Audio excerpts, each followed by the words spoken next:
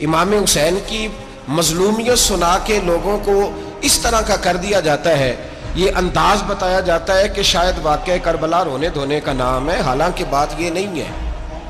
یزید کی لشکر جو امام حسین کے مقابلے میں آیا، امام حسین کے لشکر کی تعداد 72 تھی، تو یزید نے 22,000، مجھے بتائیے 72 کا 22,000 سے کوئی مقابلہ ہوتا ہے؟ عمر بن سعد نے پھر عبید اللہ ابن زیاد کو لکھا کہ 22,000 بندے تھوڑے ہیں، کچھ بندے زیادہ بھیج۔ تو عمر بن سعد کو عبید اللہ ابن زیاد کہنے لگے کہ تو پاگل تو نہیں ہو گیا، 72 کے لشکر کا 22,000 بھیجا، اور کتنا بھیجوں؟ تو اس نے کہا تمہیں یہ نہیں پتا یہ لوگ کون ہیں؟ یہ مولا علی شیر خدا کی اولاد ہے، ان میں ایک ایک شخص ایسا ہے جو 1,000 کے مقابلے میں لڑنا جانتا ہے۔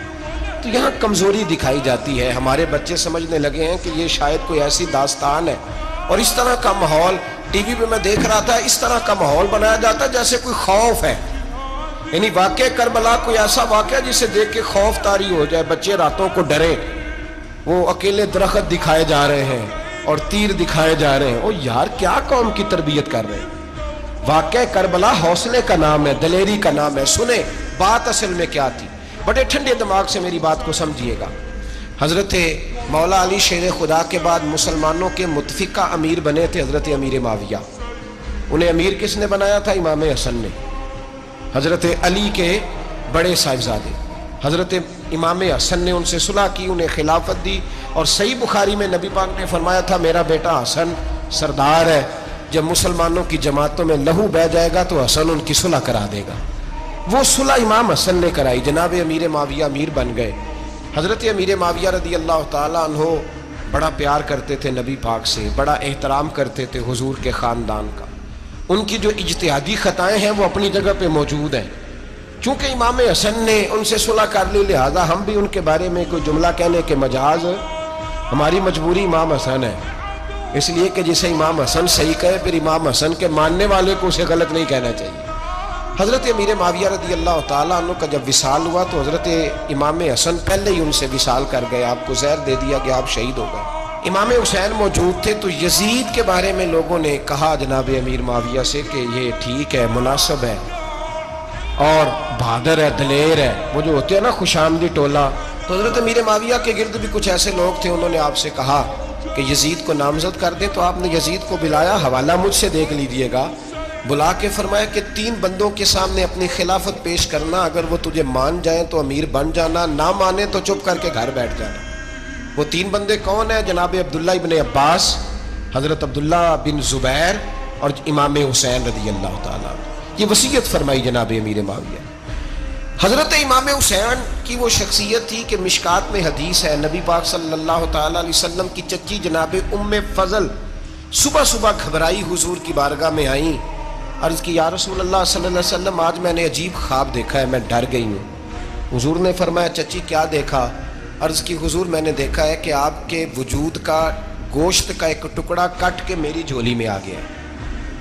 حضور یہ کیا ہے؟ تو محبوب خواب سن کے مسکرائے، فرمایا چچی یہ پریشانی والا خواب نہیں، یہ تو خوشی والا خواب ہے، اللہ فاطمہ کو بیٹا عطا کرے گا اور وہ تیری گود میں کھیلا کرے گا، چونکہ وہ میرے وجود کا ٹکڑا ہوگا لہذا خواب تجھے یہ آئی ہے۔ تو امام حسین پیدا ہوئے، امام حسن کی عمر ابھی 11 مہینے تھی، تو نبی پاک نے امام حسین کو جناب ام فضل اپنی چچی کی گود میں دے دیا کہ فاطمہ کے لیے دونوں بچے سنبھالنا مشکل ہوگا۔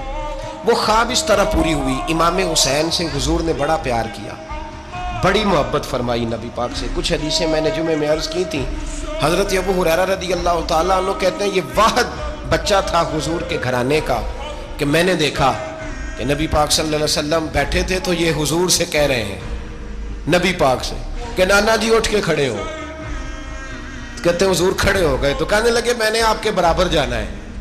بچے جو مرضی ضد کر لیتے ہیں نا، قد چھوٹا تھا، عمر 7.5 سال تھی، کہنے لگے نانا میں نے برابر جانا ہے، تو نبی پاک صلی اللہ علیہ وسلم نے ہاتھ پکڑ لیے، فرمایا چل پھر ہو جا برابر۔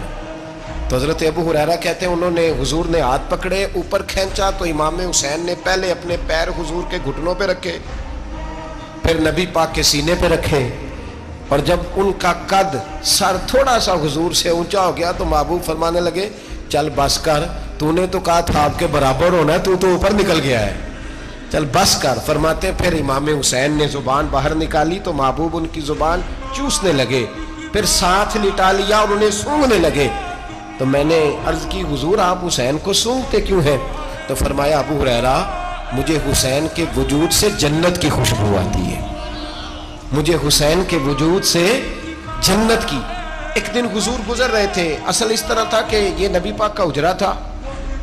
جن لوگوں کو اللہ نے مدینے کی زیارت کرائی ہے وہ جان سکتے ہیں نبی پاک کا حجرہ تھا. تو حضور کے حجرے کی اس جانب یعنی مسجد کی جو بالکل سیدھ ہے اس کی بیک میں سیدہ فاطمہ رہتی. تو حضور اکثر نہ نماز کے لیے جب نکلتے تو حضرت فاطمہ کے حجرے کے پاس سے ہو کر دوبارہ محراب میں جاتے. محبوب حجرے کے پاس سے گزرے تو امام حسین رو رہے تھے. تو حضرت فاطمہ نے کسی بات میں جھڑک دیا تو امام حسین رونے لگے. تو نبی پاک نماز کے لیے گئے تو واپس لوٹ آئے اور واپس تشریف لا کے کہا فاطمہ حسین کو کیا ہوا؟ عرض کی یا رسول اللہ تنگ کر رہے تھے میں نے ڈانٹ دیا ہے. کیا خوبصورت جملے ہیں حدیث پاک میں. سرکار نے فرمایا فاطمہ اس کو حسین کو نہ رونے نہ دیا کر، یہ جب روتا ہے نا تو میرے دل کو تکلیف ہوتی ہے. تو بی بی صاحبہ کہتی ہیں یہ حکم آیا نبی پاک کا میرے نا، پھر میں نے ڈانٹنا چھوڑ دیا. یہ ان کے فضائل تھے کم. ان کی تربیت خود نبی پاک نے فرمائی، خود ڈیوٹی. میں کسی منطق کا میں اب تو اللہ تعالیٰ معاف کرے، پہلے ہم لوگوں کو کہتے تھے فلانی مجلس میں نہ جانا فلانی، اب تو مصیبت بن گئی ہے، جانے کی ضرورت نہیں، ہر شے موبائل میں آ گئی. مجھے بھیجتے ہیں کہتے ہیں حضرت صاحب یہ ذرا سننا یہ ذرا سننا. کل کراچی سے کچھ مہمان آ گئے اور بچوں نے وہ کلپ سنبھال کے یہ مولوی دیکھو کیا کہتا ہے. اب آیتیں پڑھی جا رہی ہیں قرآن پاک کی، اتنا ٹکڑا یہاں سے لیتے ہیں اتنا ٹکڑا یہاں سے لیتے ہیں اور ملا کے پتہ نہیں کون سا مکسچر بنا رہے ہیں. کسی آیت کا ترجمہ نہیں، کوئی واضح حدیث نہیں. ایسے ہوا ہوگا پھر اس کو اس سے جوڑ لیں تو کیا بنتا ہے، اتنی جمع کر. یہ کون سا دین ہے جو توڑ مروڑ کے بیان کر رہے ہیں؟ کون سا مذہب ہے؟ دین تو واضح کھلی کتاب ہے. اب ہمارا یہ شوق ہے، ہم ہر تماشا دیکھنا چاہتے ہیں. ہم اپنے لوگوں کی قدر نہیں کرتے اور بڑی بڑی دور جا کے ہم غلط معاملات میں جاتے ہیں، پھر ذہن ہمارے شکوک کا شکار ہوتے ہیں. ہمیں سمجھنا چاہیے کوئی ایسی کسی دلیل کی ضرورت نہیں ہے.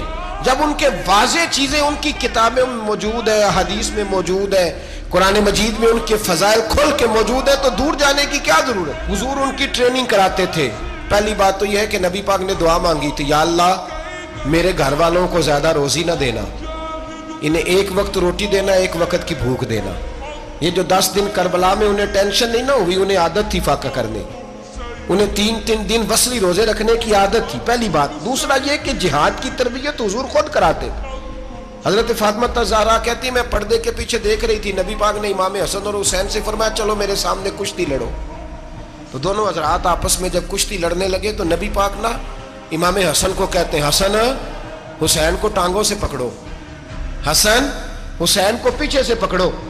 جب نبی پاک بار بار امام حسن کو بتا رہے تھے تو سیدہ پیچھے سے بول پڑی، کہنے لگی یا رسول اللہ آپ چھوٹے کو بتائیں آپ بڑے کو بتا رہے ہیں. بڑا تو پہلے 11 مہینے بڑا ہے تو آپ چھوٹے کو بتائیں بڑے کو بتا رہے. تو فرمایا فاطمہ تو چپ کرنا، جو میں دیکھ رہا ہوں تو نہیں نہ دیکھ رہی. ایک کو میں بتا رہا ہوں دوسرے کو جبریل امین بتا رہے ہیں. تو یہ حضور نے اپنے سامنے ان کی تربیت کی.